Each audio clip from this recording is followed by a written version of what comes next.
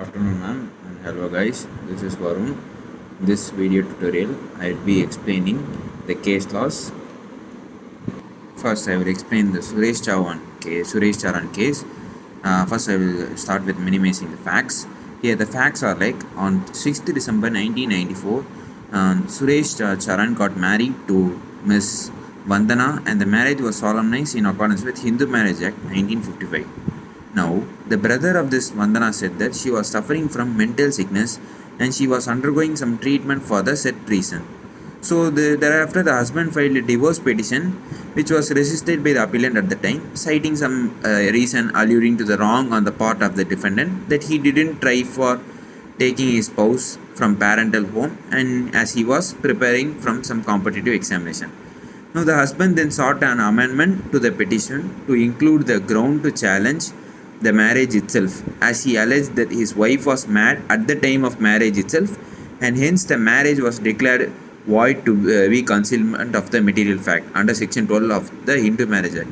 So the issues here rises whether this marriage is called marriage in this marriage is called void in accordance with section 12 of Hindu Marriage Act, and other issues are framed were like whether mental illness of such kind which leads to non-consummation of marriage inevitably becomes a ground for divorce. This is one issue.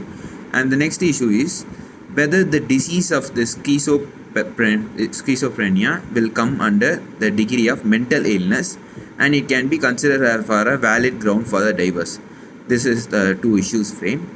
And the judgment was came like there was no reason for the appellant for not appearing in the court to rebut the allegations level against plaintiff. And the next one, it is stated like the evidence of the father of the appellant defendant failed to give any explanation for not sending the appellant to the plaintiff's house for such a long period.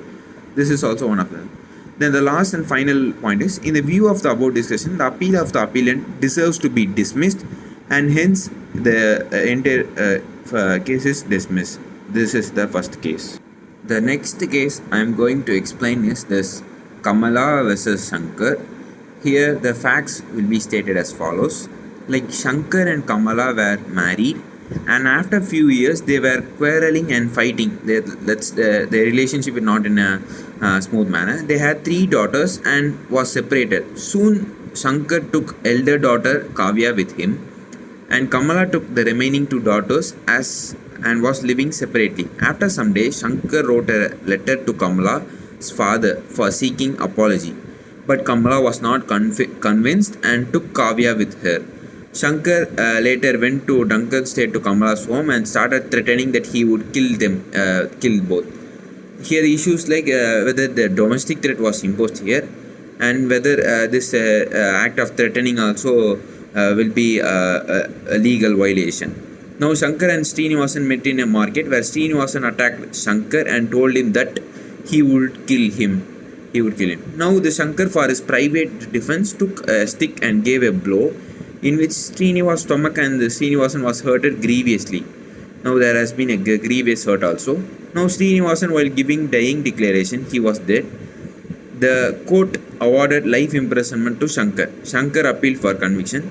Here the claim for conviction, like he was claimed under section 10299 of IPC that private defense does not lead to any murder. In this way the case is being went in process. This is the case.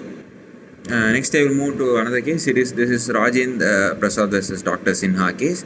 Here a patient was patient is not being properly given anesthesia and he is later found dead after some equipment was not performing at optimal level. Even though the operation, the patient was kept under observation, but he didn't regain his consciousness and he died. His relatives filed FIR. The issues are framed like whether the act of doctors amount to negligence and whether the doctor held liable for death by murder. These are the two issues framed in this case. Here the statement of jurisdiction is section 378, that is acquittal before the court is made under CRPC, and the initiation is like the sessions court did not find any sufficient evidence, so this case is filed under High Court. This is the last case.